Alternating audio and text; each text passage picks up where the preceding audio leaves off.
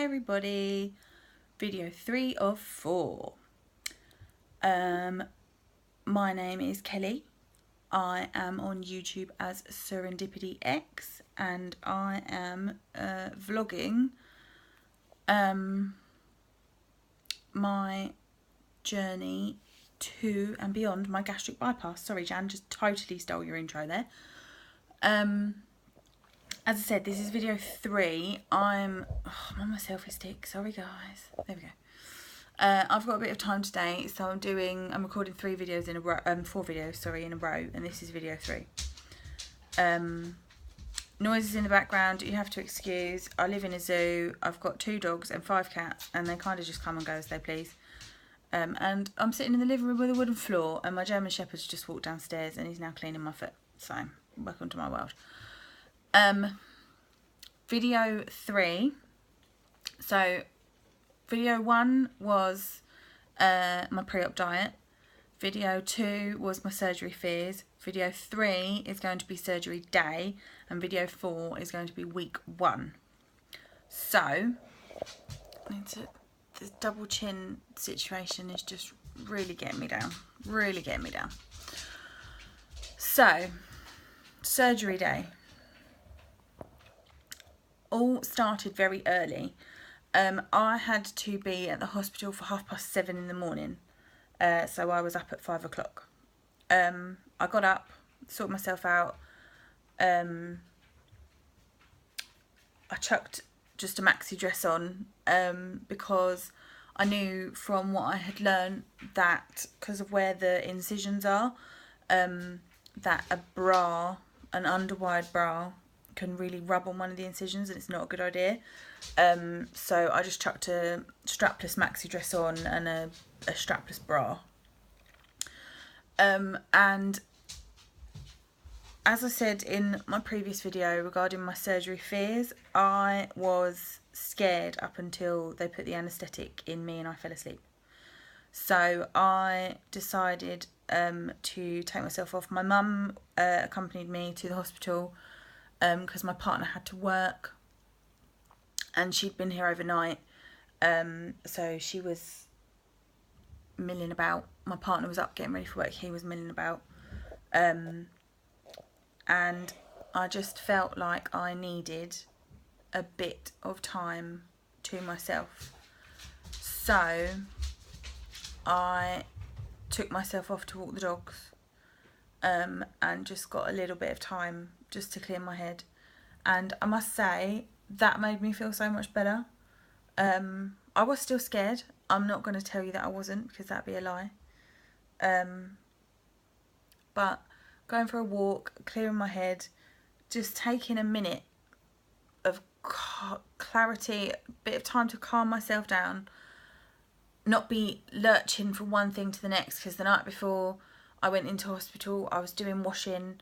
I had my mum here, so I was keeping my mum company and everything else. So as I said, I was up at 5. I took the dogs for a walk at about 5:45. We had to leave my house at between 20 past and past. I got back from walking the dogs. Mum was in the car waiting for me. I came in to say goodbye to my other half, and I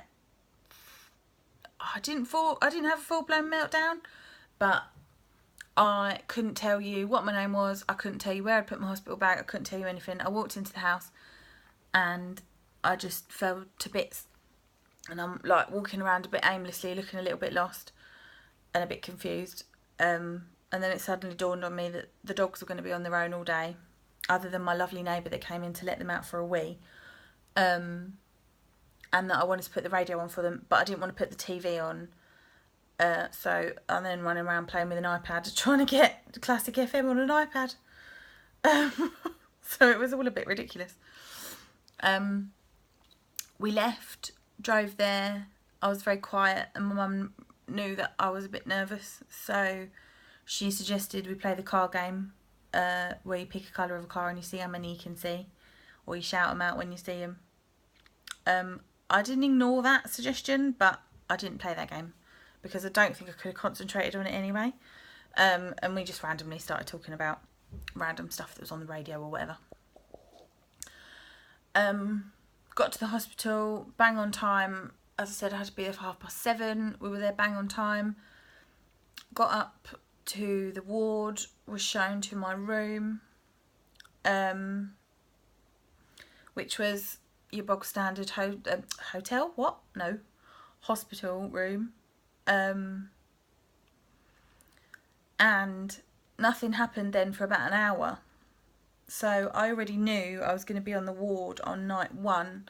So my mum asked me if I wanted to unpack my bag, which I didn't want to because all my stuff was going to be left in this room and I didn't know how secure it was going to be. So I just left everything in my bag. I took a couple of bits out just to keep us entertained while we were waiting. And then after I'd been there for about an hour, there was a little flurry of nurses. They took my height, my weight, which was how I found out I'd lost just over a stone on the pre-op diet. They did some bloods. They did a urine test, which I think was purely for a pregnancy test, but I'm not 100% sure. And that was about it, really. And then again, it was lots of like, there'd be a flurry and then there'd be nothing for a while, and then there'd be a flurry and then there'd be nothing for a while. So I downloaded some films onto my iPad and we started to watch one of those. And then another nurse came in, and I was told I was going to have 2 nurses for the day. One was called Pam and one was called Susie. And Susie came in and basically said, there's one guy in front of you. He's going down. He went down at about 9 o'clock. She said, so you'll be going down about 11, half 11, maybe 12, depending on if there's any problems. So I was like, okay, fine. At this point, it was 9 o'clock. So I was like, oh, poo, I've got to wait all this time. But I was in and out of the loo, in and out, like, I couldn't sit still. I had serious ants in my pants. So I was trying to watch a film on my iPad. Didn't go very well. And then at 10:30, Susie came back in and said, it's time to go down. I was completely not ready, but then I don't think if she'd walked in at 12 o'clock I would have been ready. I don't think it would have made any difference what time she walked in and said it was time to go down. I would have freaked out regardless. So I freaked out, obviously, burst into tears, and was just a massive crybaby. So I donned my slippers. I was already in my lovely hospital gown. And we walked down to the lifts, went up a floor. We walked down to like where you go in to this, like the surgery part of the hospital. I don't really know, but my mum wasn't allowed past that point. So I said goodbye to my mum. I hugged her as tight as I possibly could. I cried. I whispered in her ear and said, I don't know if I can do this. And she said, of course you can. And that she loved me. And then I walked through. I was in tears and Susie was like, oh gosh, it's okay, it's all right. The nurses were lovely. They were so lovely. But I think I could have had Mother Teresa and I would have still been freaking out. So Susie like but guided me to a private examination room that no one else was in, gave me a tissue and just said, you just like sit there and calm yourself down and what have you. And then after I calmed myself down, she led me through to a little waiting room, and there were quite a few people sitting waiting for various operations. I don't know what they were waiting for. I only spoke to one gentleman, but they all had the sexy stockings on. And then I proceeded to wait for about 40 minutes, which did not help my anxiety at all. Made it worse, because then I was worrying that something was wrong, and then I was worrying that there was something wrong with the guy before me. And, you know, I didn't use my noodle and think that maybe they called me too early, which was actually what transpired, was what happened. So I'm sitting there freaking out, and I was sitting next to a gentleman. I got talking to him because I'm just like that, and I just randomly talk to people. And he was telling me about his wife who had fallen at Goodwood races and broken her shoulder and all sorts, and she was in the right wars. And then once I'd sat and fretted for 45 minutes, they took me down to surgery. A nurse called Holly came and got me. How I remember these names, I don't know, but I do. And she took me down, and she could see that I was fretting, and she was like trying to make conversation, and she was apologising for the delay and stuff. And I walked in, and I laid down, and again I freaked out. Like I said in my last video, I burst into tears. And Holly was with me, and there were a couple of other nurses, and my anaesthetist, I can't remember what her name is, which is really bad of me, but she was really sweet, and she kept calling the anaesthetic a gin and tonic, which made me laugh. And I just cried, and they were all saying, "Are you sure?" And I said, "Yeah, I'm sure." I said, "I'm just really scared." And they said, "Oh, that's understandable. It's completely understandable." And they gave me the anaesthetic, and I fell asleep. And I mean, as I said in the previous video, they did ask me. They were saying to me, think about when you're at your goal, and when you're where you want to be, and where will you go on holiday, and what do you really want to do, and all that's lovely. And I did try to participate, but I was so scared that I wasn't my usual self. I mean, any other time I'd have been like, "Oh yeah, you'll see me strutting down the runway in London when I'm a supermodel." But I just wasn't feeling the banter. So I was knocked out, and then like what felt like 30 seconds later, I woke up in recovery with the driest mouth ever, and a pain under just below where my boobs are. That was, it was the worst pain I can recall. And I know that sounds like a really weird thing to say, but I think if you ask me again in 5 years' time, I'll probably be like, "Oh, it wasn't that bad." But at this moment in time, that pain was horrible. And I pulled the oxygen mask off, and I said, "I need painkillers." So I had a very nice man who was in recovery with me, and he gave me some painkillers. And I asked for painkillers. I don't know how long I was in recovery for. I think I was there for about 2 hours. Maybe not that long, maybe an hour and a half. I asked for painkillers 3 times, and he said to me, "I can only give you intravenous painkillers once more. The next painkiller you can have will be a suppository." Yep. So, after 4 rounds of intravenous,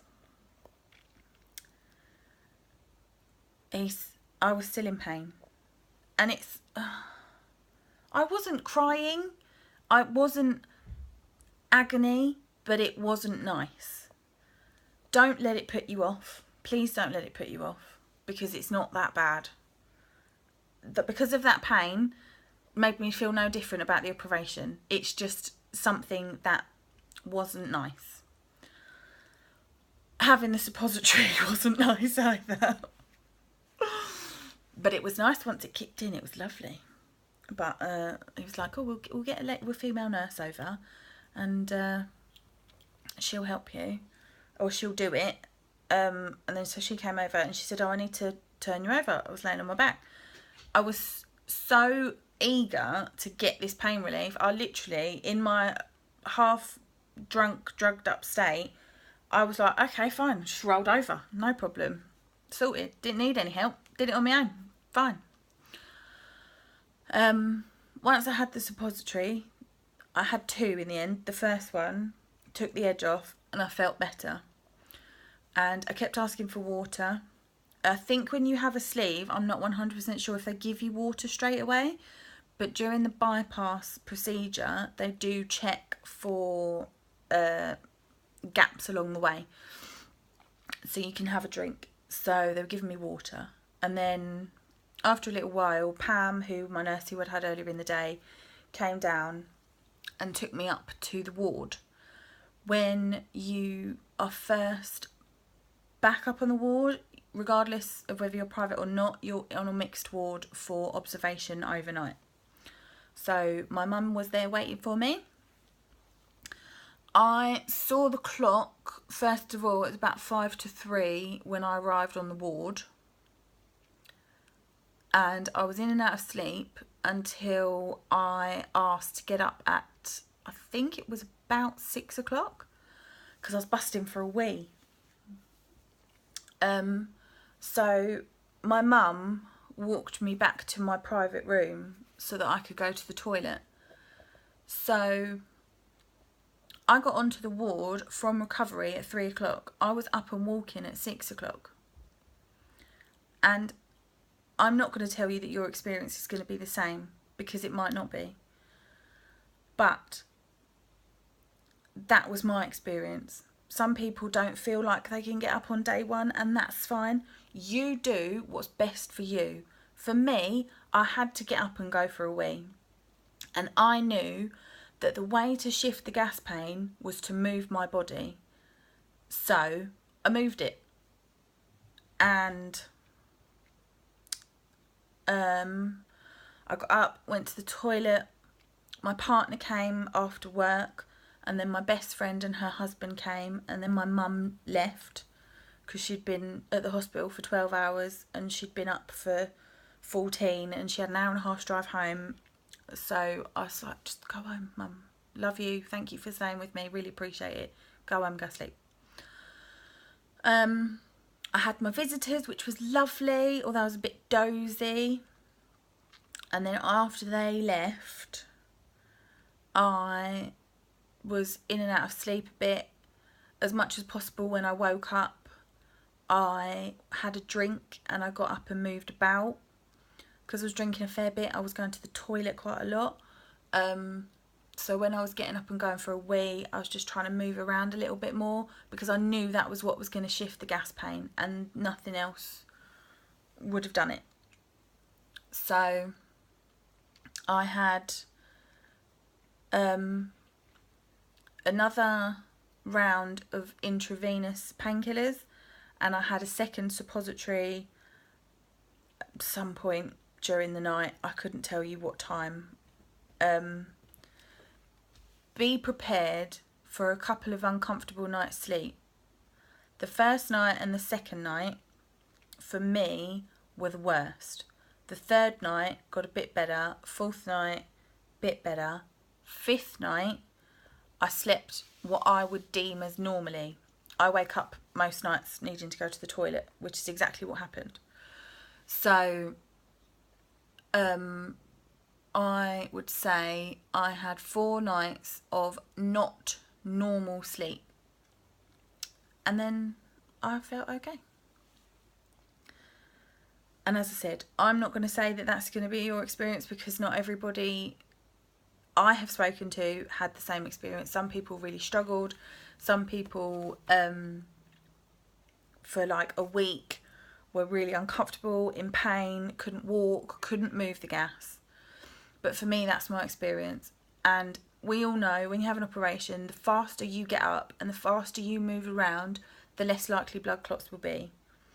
And I was really conscious of that fact. So I wanted to make the effort to get up and move around. And that was my surgery day. It all went by in a bit of a blur, to be honest. And I spent so much of it asleep. I think I spent about 14 hours of that day asleep. So that's my experience. Obviously, as I said, everyone's is different. Please share your experience below. positive or negative, because people have to be prepared for both eventualities. As I always say, if you've got any questions, any comments, any advice, please share it below. The WLS community is a lovely community, it's beautiful, and the advice that we have and the experience that we have can be invaluable to the next person. So don't keep it to yourself. And even the negative things, share your negative experiences, which hopefully result in a positive, hopefully result in you being really happy, you being healthy. But I do believe that it is important that we look at every aspect of this surgery. And like I said in my previous video, I didn't do that until a week before my surgery, because I'm quite a positive person and I wanted to look at the positive side. And I still went ahead, even with all the fears I had, everything that I'd worked up in my crazy little brain, I still went ahead. I still had my surgery. And I'm nearly 2 weeks down now, and I'm nearly 2 stone down in 2 months. Sorry, I always ramble. I need to learn shut up. As I was saying, please leave any questions, comments, advice below. Please like and subscribe. And please look at my other videos. And if you've got a specific topic you'd like me to talk about, please let me know below, and I'll try to do those for you. Thanks very much for watching. Bye!